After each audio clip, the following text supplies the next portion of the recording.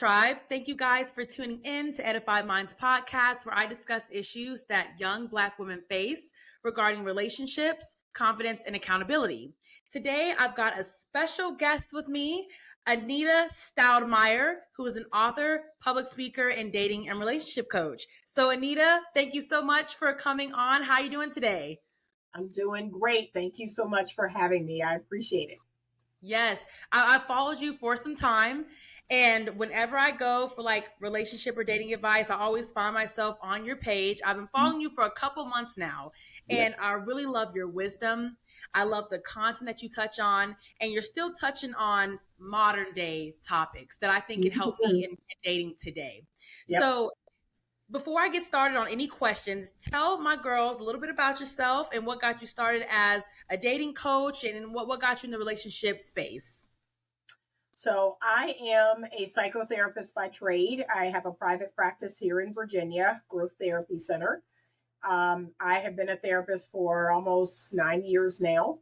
And I got into the dating and relationship space after my marriage ended, and wanting to learn more about relationships and what actually makes relationships work. And so I went on a quest for the last 20 years and studied under some of the greatest writers and relationship couples therapists, relationship specialists of our time, and learned a lot of interesting skills and tools about what makes relationships work. And so because I was so inspired, I wound up becoming a couples therapist myself.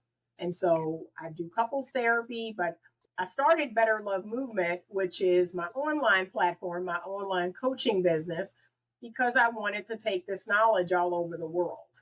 I had a podcast. You can still listen to those episodes, 170 episodes of the podcast, which is I'm no longer doing the podcast, but I've also written 2 books. And my platform is actually for young women.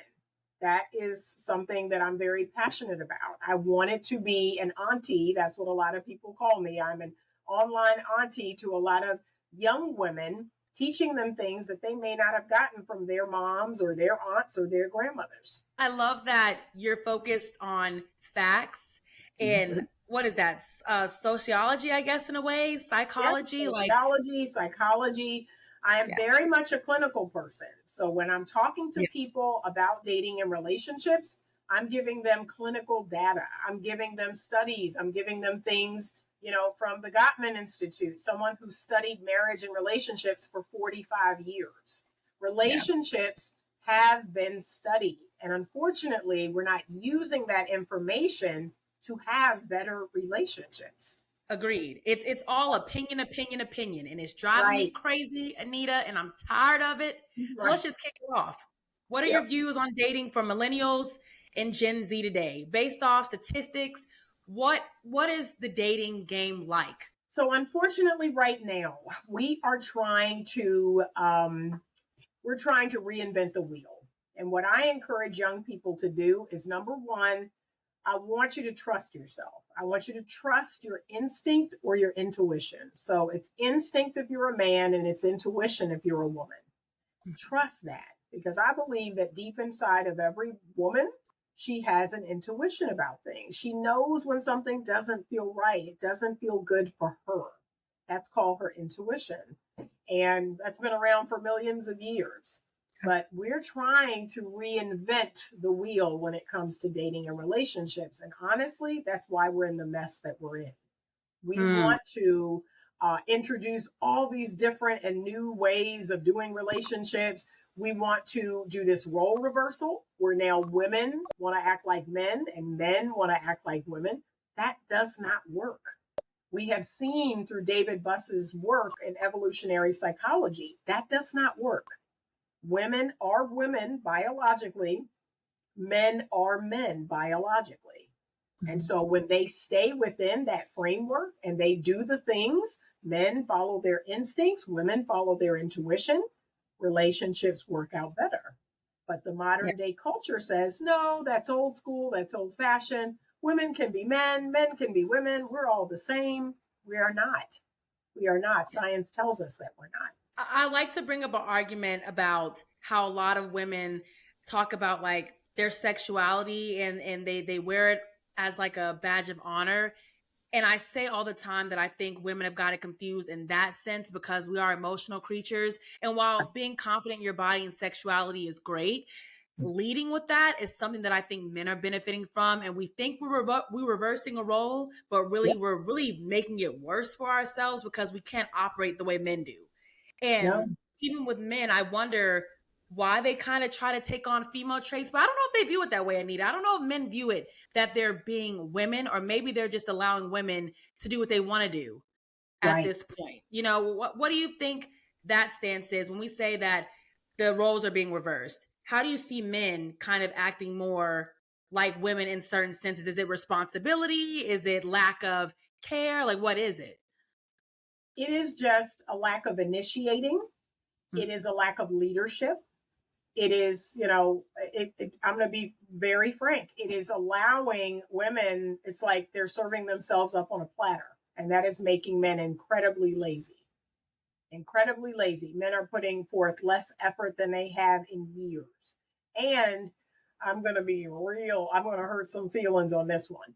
But most men are feminists. They don't even realize it. But the things that they're doing is feeding into the feminist ideology. And they're relinquishing their leadership. They're relinquishing their responsibility as men. And guess what? It benefits them. To tell women to have sex with whoever they want, to make money like their father and have sex like their brother, that benefits men. That does not benefit women.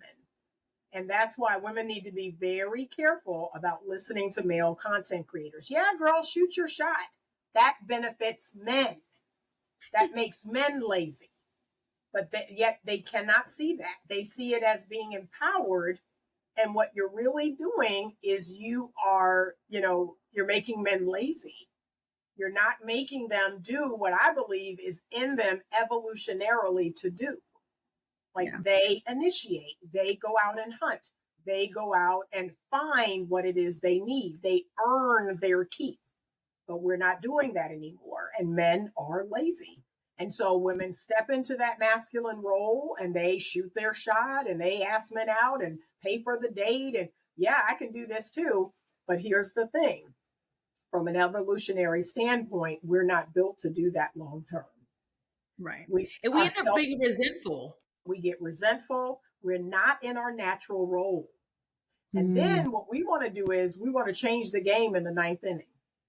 Hey, I don't like this. I don't like planning all the dates. I don't like that. No, this is how we started. This is what you've been doing. Yeah, girl, you're empowered. This is something special. No, it really is not.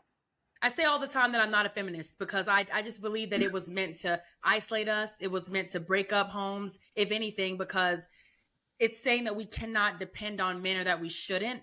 And growing up with a father that I could depend on, growing up having younger brothers, I have men in my life that are good examples. So I can't fully relate to saying that I don't need them because I've had a dad like that I can call on right now and he'll be there for me.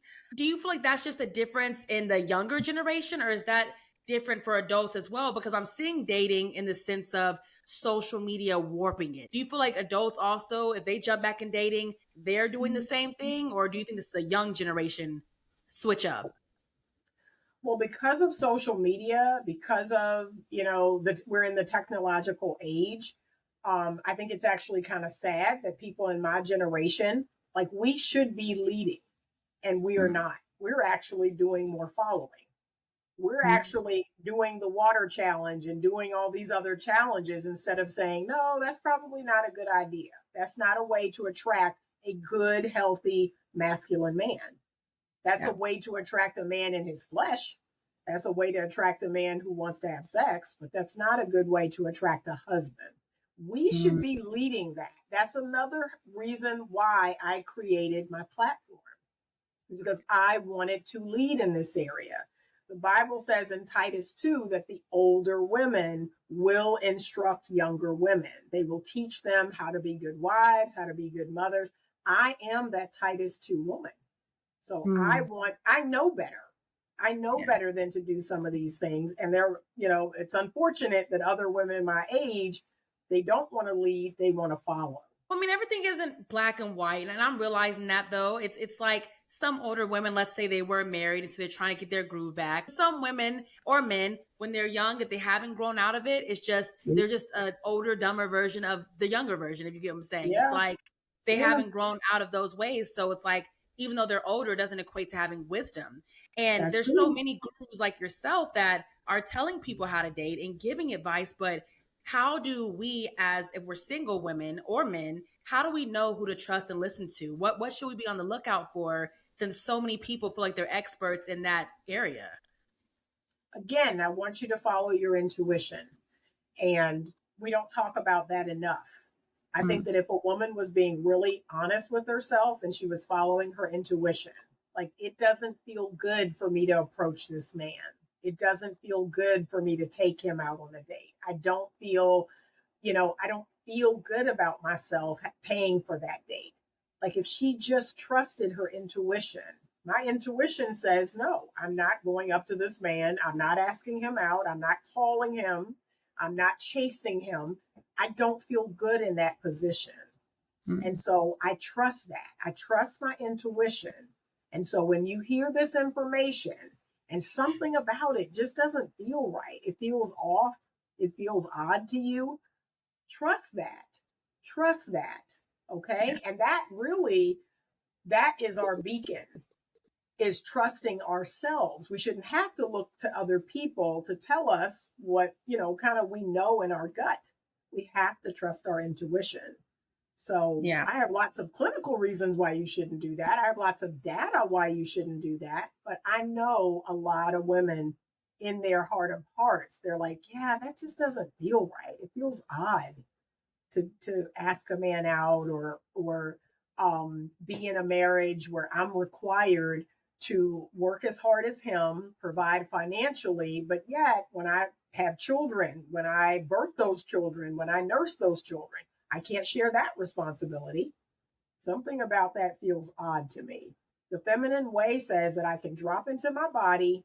I can truly ask myself, how does this feel? Something about this feels off. And trust that. Trust that intuition within you. That is the feminine way. So it's not a thinking, it's a feeling. I had a therapist who was very spiritual, and she was pointing out why my dating experience probably wasn't going as well, because I was operating in my masculine energy. So I was doing a lot of doing and giving and assertiveness. And she was like, you really need to fall back. And she even gave me a chart. And I couldn't believe that on the chart, when it said feminine versus masculine, that a part of feminine is just being. And I could not imagine myself. I was like, being? What is being? What does that even mean? Like, that means I'm being lazy. Not necessarily. And so I wonder also if this is something that we could speak more about as far as like femininity and having femininity coaching, because maybe some women don't really know how to operate in their feminine energy. This is what I tell women if they want to do something. I love telling them this because this blows their mind every time. I said, I know we live in this masculine world and you're rewarded, right? You're rewarded at work. You're rewarded in all these other spaces for doing. Guess what I tell women? You want to do something in your dating life? They're like, yeah. I say, do nothing. Do nothing. That's like what you can do. Do nothing. That means you're going to have a man step up. He is going to initiate the communication. He's going to initiate the date. He's going to plan it. He's going to tell you where and when. He is going to do all of that. And you're going to do nothing. You're going to show up. You're going to look good. You're going to smell good. You're going to smile. That's it. Do nothing. And that's so uncomfortable for today's modern woman, because she is being taught that she's rewarded for doing. I want you to be rewarded for being. You are lovable, just showing up, just smiling, being appreciative for, oh, this restaurant is amazing. I love the ambiance in here. Oh, that food looks amazing. Like, that's it. That's it. That's all you got to do. I'm not sure what your target audience is, but I know mine is specifically Black women. So I like to cater this conversation to us. What do you find are our biggest barriers in dating? Are we the ones that are really subscribing to the do? of course, I think about how our ancestors were, the crack epidemic and things of that nature that I think still, you're a woman of God. You understand generational curses. I feel Yep. like that is passed down to us, and we're having to literally, we need to pray over that to break out of that. What do you find are our biggest barriers in dating right now, Black women? Well, historically, we know that Black women and men, we have been pitted against each other. Um, we know, and that's why we need each other so desperately. Like Yeah. it's sad to me that we can't see that we are like we're being pitted against each other, and we're falling right into that trap. But we have, for 400, 500 years, we have been pitted against each other. And the powers that be, they said, okay, there's two types of Black women. We have your welfare mom. We're gonna ask her to put her man out of the house, and we're gonna take care of her and her children. You got that one. The new modern day Black woman is your boss babe. So now, girl, we're gonna let you climb this corporate ladder. We're gonna educate you. We're gonna give you loans for your businesses. And to me, it's the same thing. It's two sides of the same coin, which is alienating Black men. And we're going to put you higher on that ladder, and we're going to glorify you, and we're going to give you all these accolades, and we're going to and you're going to see that, hey, look at all that I have. I mean, these Black men, I mean, they're not about anything. They're not doing anything. But that has been designed that way. That has been designed that way so that we can now see them as, look at them. No, look at all that I have. Look at all that I'm doing. But it's been that way for years. And it's sad that our people can't see that. That this has been orchestrated that way for years to have us either on the side of the welfare mom or now on the side of the boss babe. You can be a single mom. You got it. You're a strong, independent Black woman. And it's destroying our families. So in 1967, 76% of Black people were married. Yeah. It wasn't that during Jim Crow. That was when I feel like we were going through the worst time. We were being tortured left and right. And that's when we stuck together the most. Exactly. And isn't that interesting? We have more opportunity than ever, and now we're more divided. I love how you point out that we do need each other. I spread that message a lot, that we both have things we should work on because of what's happened generationally. But I also think that it's systematically created to kind of make Black women less desired. But because I look on like commercials and things like that, or Netflix series. I don't know if you peep this, but the main character is normally a Black man and a whole nother race of woman. It could be any race. I've seen Asian, Indian, white.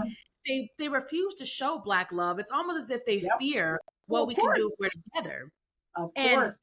I realize that Black men are seen as kind of like that guy, but Black women in dating, so I've heard statistically, and maybe I'm wrong, that we're the least wanted dating wise. So it's almost as if I feel sometimes if they're trying to push Black women out the picture and just make Black men be with anything but us. And if there's no us, then, I just kind of wonder how life will be if we don't populate. I feel like they keep trying to kind of exit out Black women. Yeah.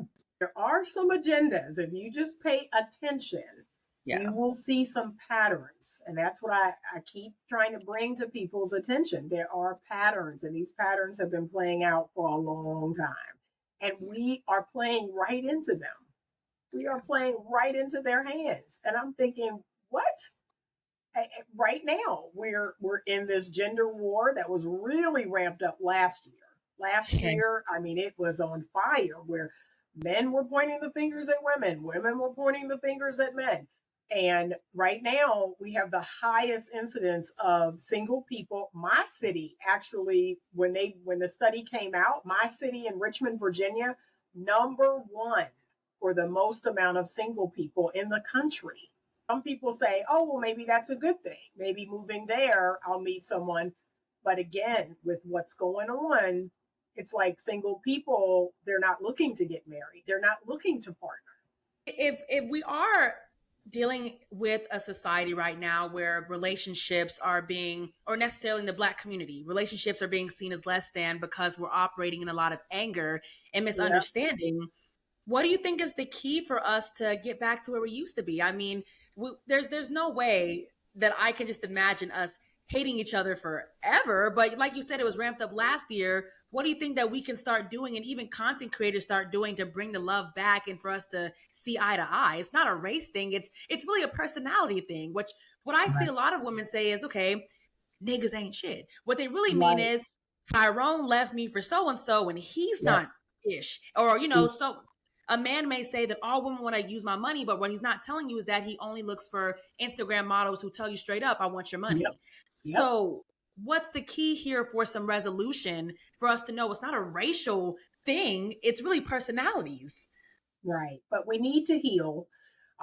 Right now, especially in the last, I'd say 5 years, we're seeing, I don't know if you know about attachment style, but we are seeing a huge imbalance amongst people with insecure attachment. So Mm. this is the chickens coming home to roost. So the last 25, 30 years, we're seeing people who, whether they come from a divorced home, they come from trauma in their home, people who have complex PTSD, those kids are now growing up. Those kids are insecurely attached. They have an insecure attachment style. That Mm. pool of people is now bigger than the pool of securely attached people. This is the first time in history that we have seen that. But it's because of all of those traumas and, like you said, that crack epidemic, all these things that happened. Those kids are now adults. They are insecurely attached. Men are more avoidant now than they have ever been. Women are more anxious now than they have ever been. Mm. And now you have people who are a mixture of both, which we call fearful avoidant. But that they are outnumbering securely attached people. And so they are run amok. They are run amok. And guess what's running the show in all of this is fear. Everyone is fearful. People are afraid of love, and so they're going without it. I start to think about the lack of marriages Hmm. and having children out of wedlock. Is that kind of like a key component to what this issue is? I know you're saying trauma in relationships. Is it growing up without fathers and mothers that's Oh, causing that influx? oh, definitely. We have research by Dr. Will Farrell and Dr. John Gray. They wrote a book called The Boy Crisis. That is an absolute must read. I believe it's a must read for women and men, because one of the things I've been telling women for the last few months is the crisis, the mental health crisis that men are in, it affects us.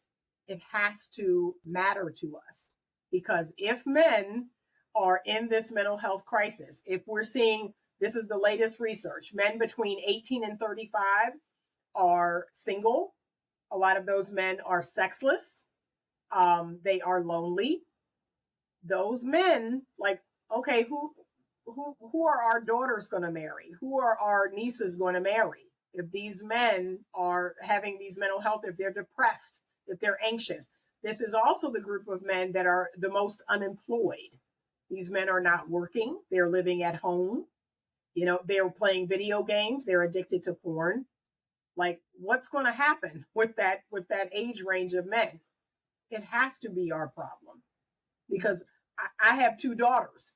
Who are my two daughters going to marry? If we don't do something about this, it's like, okay, so now the population of marriageable men goes down and down and down. So you have the red pill community, you have the feminist community. One of the things I tell women, and now we have a new community coming out for women called decentering men.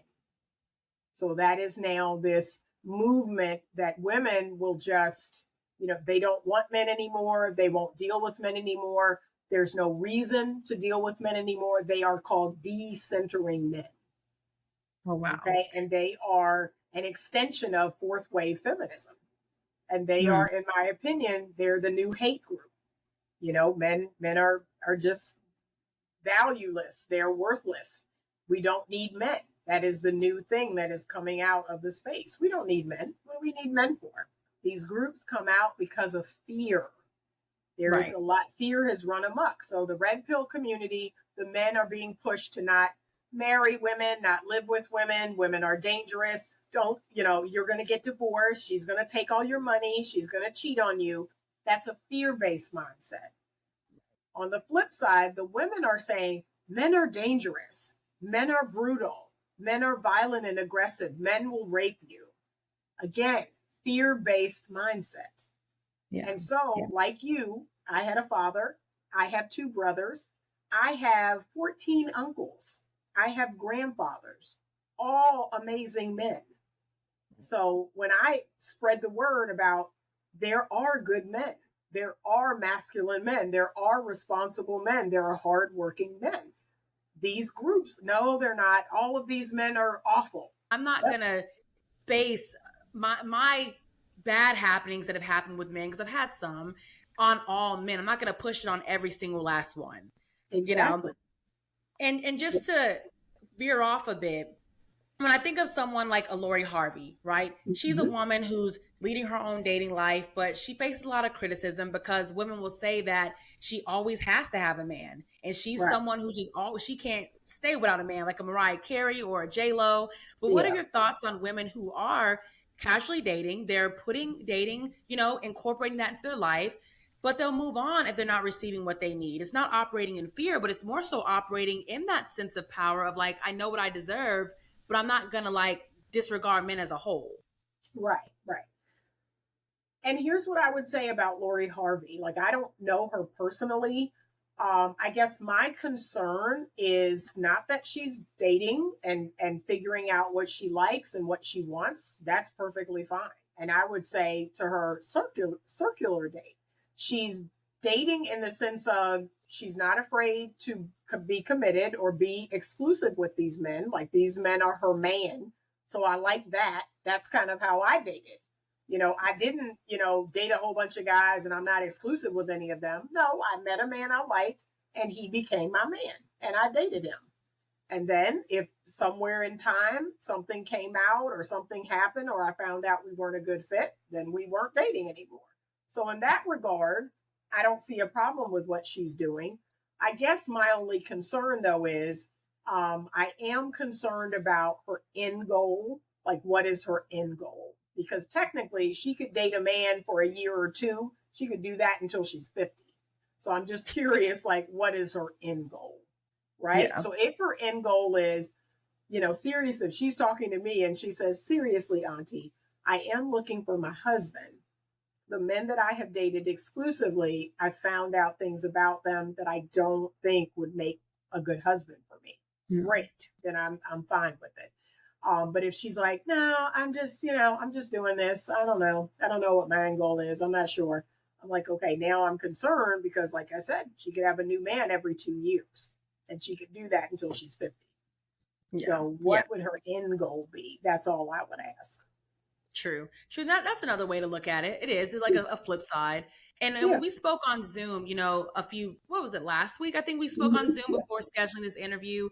I remember telling you about my dating experience in college and how you were kind of like, oh, because I was telling you how I was so influenced by these group of women who were telling me how empowering it was for me to talk to multiple guys or even sleep with multiple guys. And I feel like that was the enemy planting lies in me. And he's implanting that in a lot of women. Like you said, fear, that's not of God.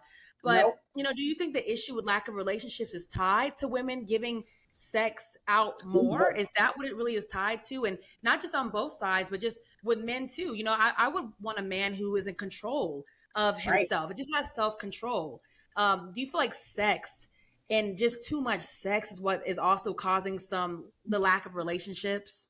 Oh, for sure. I'm going to be totally frank.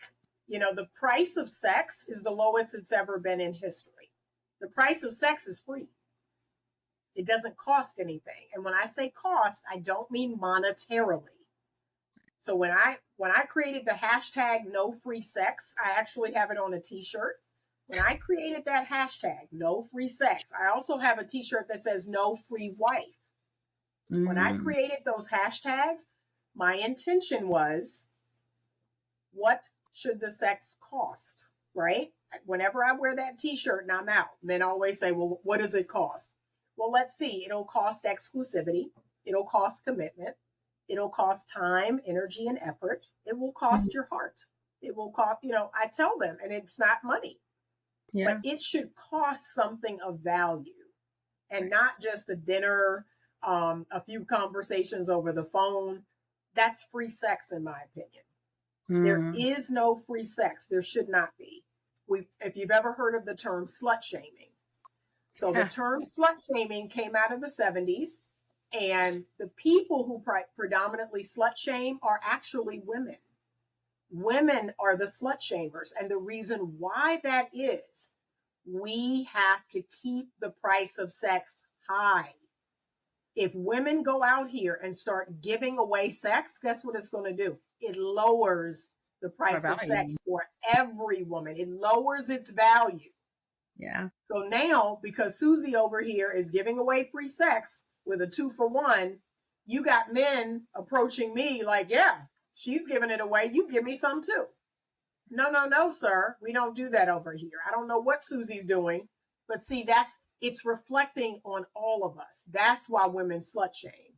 We have to do that to make sure the price of sex the value goes up. Well, see, that's not the agenda that they were pushing out, though, because remember when Amber Rose had like her slut walk, they were making it seem like men were the ones calling us sluts. And then men, that's why they were in such support of the slut walk. They're like, oh, yeah, do that. But I'm realizing that's the lie of the enemy, because men benefit from us being slutty. So why would they do that to begin with? They do. And that's why I keep telling women, if you believe that feminist agenda that says, and remember, people want to push feminism as equality. It is not anymore. Right. I always tell people, I am in support of equality of the gender and sexes. I will always be in support of equality, which means I can have the same job. I can make the same money. I will always be in support of that. What I'm not in support of is fourth wave feminism.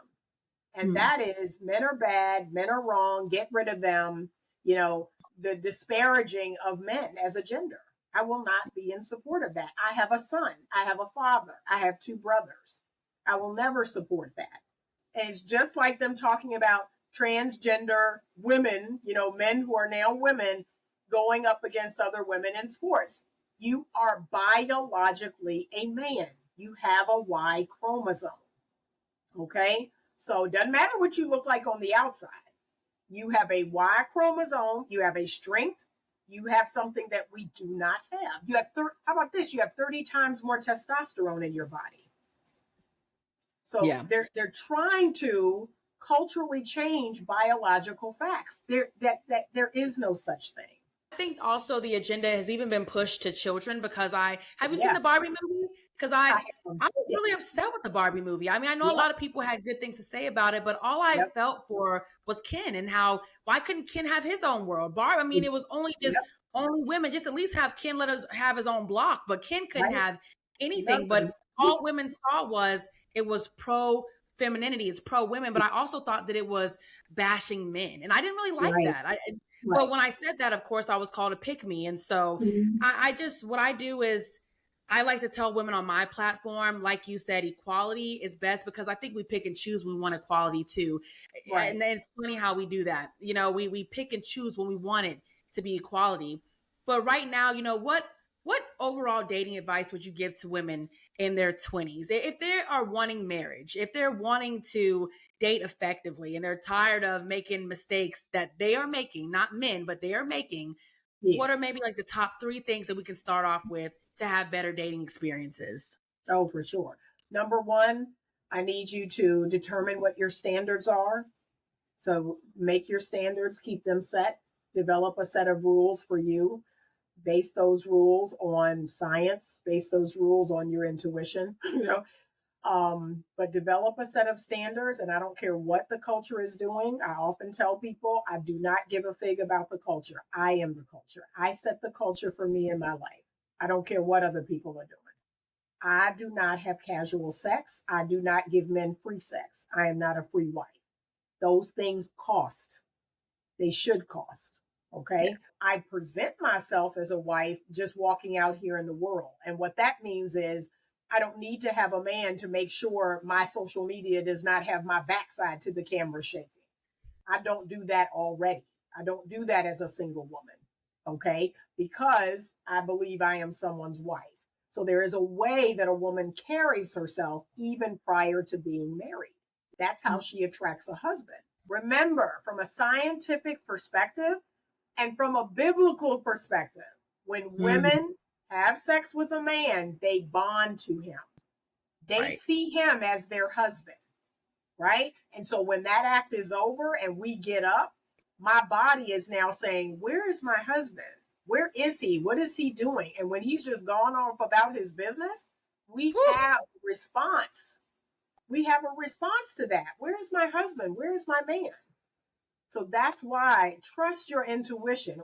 I've been there where I was like, I should not have done this. Like, I should not have done this. You know, this man is not my man. And now, you know, I'm tripping. But see, I learned the hard way. Nope, never again. Your boundaries are yours. They're not to change him. They're to decide what you should and shouldn't do. How about this? Let me tell you what a pick-me is. A pick-me is a nice girl. She is a nice girl. She is a girl who will abandon herself for the sake of what the man wants. That's a pick-me. So whatever it is he wants from her, she gives it to him, hoping that he will love her. That's a pick-me. So she cooks, she cleans, she goes against her intuition. She goes against what she knows is right for her to make him want her. That's a pick-me. A woman who loves men is not a pick-me. That's crazy. I love men. I respect men. I adore men. I appreciate men. That's not a pick-me. A pick-me is a nice girl. She's a girl who abandons herself for the sake of giving men what they want, and that's at the cost of her. I've sided with men on certain issues because I feel like you said equality, right is right, wrong is wrong, no matter what your gender is. And then I've been called a pick me, and it's like, who do I want to choose me? Like in this case, the woman was wrong. So thank you for clearing that up because I was so confused what that was about. No, there's some evil women in this world. There's some evil women in this world. Don't believe all women now. Don't believe all women. Like, nah, don't do that. It's some evil Jezebel spirit women in this world. Okay? Have a level of discernment, period. Right. So just because you're a female, that does not mean you are not capable of destruction. Yes, you are. So no, we're not going to play that game. No, there are some evil women in the world. The second thing I would say is, between the ages of 18 and 25, ladies, I want you to educate yourself. I want you to literally search your soul about what lights you up, what you want to do, what's your purpose, what you want to give to this world. Because every person, not just men and not just women, every person has something to give to this world. And I want you to figure out what that is. And then I want you to educate yourself. If you need to be educated, learn about it, grow in it. 18 to 25. I want you to go on dates, have fun, go on group dates, meet people and observe people, right? But at 25, if you believe you want to have a family, if you believe you want to be married one day, from 25 forward, you start looking for a husband. Don't wait until you're 30. Don't wait until you're 35. The bottom line is this. Biologically, we have tried to flip. We have tried to flip ourselves biologically. So instead of working with nature, which says between 18 and 30, that is our ideal fertility window. We say, oh, that doesn't apply to me. Oh, science isn't real. I'm going to wait until I'm 35. I'm going to wait until I'm 40. That's a really bad idea.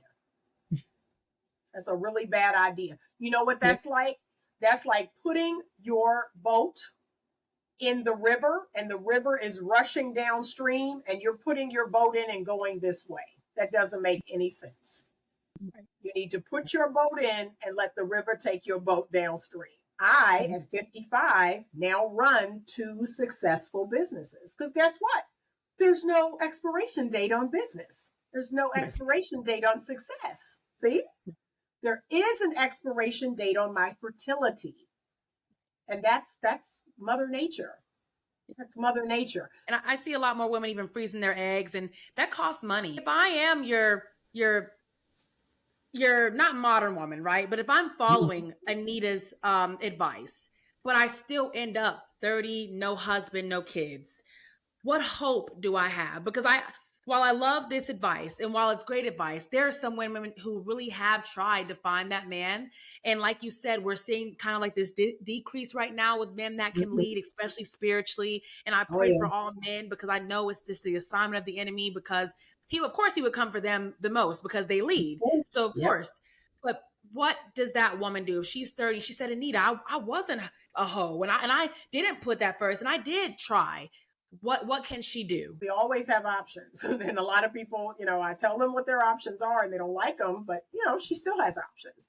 I believe that 30 is not hitting the wall or too late, but she has got to, number one, there's a great book out. Trying to think of her name. Is it Lori Gottlieb? She wrote a book called Mr. Good Enough, where I do think women need to, they've got to be very real with themselves and ask themselves, are my requirements too much? Am I wanting this perfect person that doesn't exist? We have to then look at Mr. Good Enough, right? We have to look at the things that would actually make us happy. And it's not necessarily the man with the biggest wallet. It's not necessarily the man with the beard or the man, whatever the thing it is we like. We have to be a little more realistic with ourselves. So I would say, okay, but I just want you to assess that just to make sure your expectations are not so grandiose. There are viable partners out there, and I want you to be open. The other advice I've been giving, which again, if you're a Black woman, is, okay, would you explore outside of a Black man? Would you open yourself up to that? Would you be willing to say, you know what? I'm going to open myself up to just having a great male partner. I just want to have a great man in my life, regardless of race. You have that option. You do have the option of freezing your eggs. You do have the option. Hey, you can become a passport gal. You have that option. I've seen women do that. You do have options, and you can explore all of those options. But a lot of it is mindset. A lot of it is mindset. Your mindset has got to be tight and right. You have to have almost like delusional faith, right? That if God put that in your heart, that is what it's going to be. And you have to let him write your love story. And sometimes it comes in a way you didn't expect. It comes in an age you didn't expect, or a race you didn't expect, or it comes in, instead of you want 6'4" and it comes in 5'9", you gotta be open to all of that. There are certain preferences they have that we've even seen in clinical research that are not going to improve their chances of marital satisfaction. So a man's height, that has nothing to do with marital satisfaction. Okay, that's not going to guarantee a good father for your children. It's not going to guarantee you a good husband. So yes, I want you to consider that man who's 5'9", 5'10". Okay, I know we want someone 6'2" or 6", but that has nothing to do with marital satisfaction. And even how much money a man makes. There is a cap, right? There is a cap that says this amount here will meet the needs of you and the family. Anything over that is not going to improve marital satisfaction. I was married to a multimillionaire. Yeah. My husband was a multimillionaire, and we are divorced because of his infidelity. So, sure, you can marry a man who has a lot of money. He has to have the character. Right. It's the character. And that's what I keep encouraging for young women. Please don't get swept away in the culture about money, because if the man doesn't have the character, it's not going to matter. It's so true. Not to get caught up in the superficial, not to get caught up in lust and honestly just the look of things, but to, like you said, have discernment and to choose your man that way. So I want to thank you so much, Anita, for coming on. Before I let you go, ladies, we've got a giveaway. This is the first time on Edified Minds. So ladies, Anita's got 2 books. One is called Do Well. That's for women who are in marriage or Yep. relationships already. And Hmm. she has another book called Choose Well, which is for single women. The Yep. first two ladies who sent her an email, just expressing how they felt about this podcast episode, will receive a free book. So, Yep. ladies, make sure that you email her at info@betterlovemovement.com. I'll also Hmm. have this in the description of my YouTube video and the podcast episode. But Anita, what can we expect from you in 2024?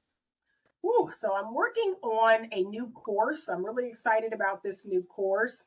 It's called Relationship Skills 101, and it's for everybody. That's why I'm super excited. I'm going to market this course to men and women, and it is going to give some basic relationship skills because here's what research tells us. Yes, it is a part of relationship success is who we choose, but it's also what we do when we get in the relationship. So those two things, those are the greatest indicators of relationship success. So that's going to be coming out closer to the end of spring. I am revising my first book, Choose Well. I'm doing a second edition of that. And I just hope to do more podcast interviews. I hope to create more content. I've been reaching out to other podcasts and just, hopefully I'll get the message out that way.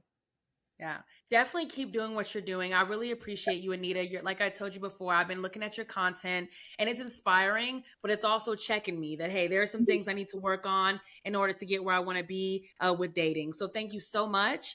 And You're ladies, welcome. tell my audience how they can follow you as well. I want to make sure they don't miss that. So I am Better Love Movement across all platforms. Everywhere you go, my website is betterlovemovement.com, Instagram, Better Love Movement, Facebook, Better Love Movement. My YouTube channel is Better Love Movement. Perfect. All right, ladies. Well, thank you guys so much for tuning in, and I will see you guys next week. Bye-bye.